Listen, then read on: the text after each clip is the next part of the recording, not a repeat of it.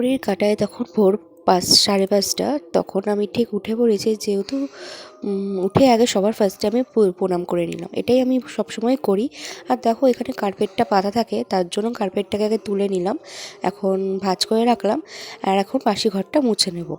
যেহেতু সরস্বতী পুজো, ছেলে দেবে অঞ্জলি, তার জন্যই কিন্তু সকাল সকাল উঠতে হলো। আর ছেলে যেহেতু অঞ্জলি দেবে, তার জন্যই এখন দেখো আগে হলুদটাকে একটু শিলে বেটে নিচ্ছি। হলুদ এই সব আগে আমাদের এই সরস্বতী পুজোর দিন আসলে মার কথা মনে পড়ে যায়, যে আমাদের সময় মা যে কাজগুলো করতো, এখন নিজে মা হওয়ার পর ছেলে মেয়ের জন্য এখন আমাকে সেই কাজগুলো করতে হচ্ছে। তো দেখো কথা বলতে বলতে এখানে হলুদটা আমার বাটাও হয়ে গেছে, আর হলুদ বেটে আমার হাতটাও পুরো হলুদও হয়ে গেছে। তো সেটাই দেখালাম। আর এখন দেখো স্নান করতে যাব। তো আমি আগে একটু হলুদ মেখে নিচ্ছি, আর আমার না হলুদ মাখতে ভীষণ ভালো লাগে। তো সেই জন্য হলুদটাকে মেখে স্নান করে চলে আসলাম। এখন একটু ময়েশ্চারাইজার মুখে মেখে নিচ্ছি। তো স্নান হয়ে গেছে, এদিকে বরের সাথে কথা বলছিলাম।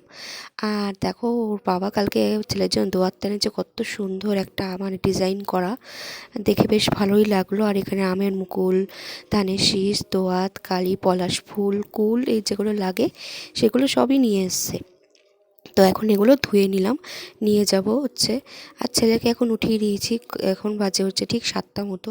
ছেলে তো কিছুতেই স্নান করতে চাইছিল না, ঠান্ডায় হলুদও মাখতে চাইছিল না। তো জোর করেই বলতে পারো ওকে হলুদটা একটু মাখালাম, নিয়ম যেহেতু একটু হলুদ মাখতেই হয় আজকের দিনে, সরস্বতী পুজোর দিনে। তো ওকে হলুদ মাখিয়ে স্নান করিয়ে দিলাম। আর আমি একটু পরে নিচ্ছি আলতা। আলতা পরতে আমার ভীষণ ভাল লাগে, কোনো অনুষ্ঠান, কোনো পুজো পারপাস আলতা পরতে খুব ভাল লাগে।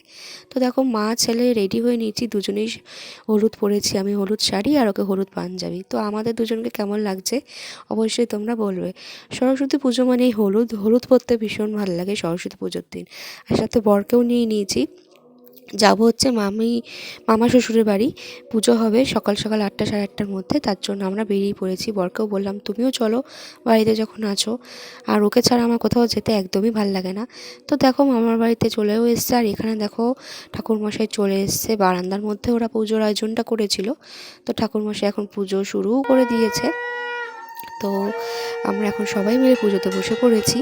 আর এই যে দেখো ঠাকুরমশাই কিন্তু পুজো শুরু করেছে, আর এখানে আমি এখন ধুনোটা ধরাচ্ছি। যেহেতু পুজো শুরু হচ্ছে, পুজোর সময় একটু ধুনো ধরালে তার কিন্তু খুব সুন্দর লাগে।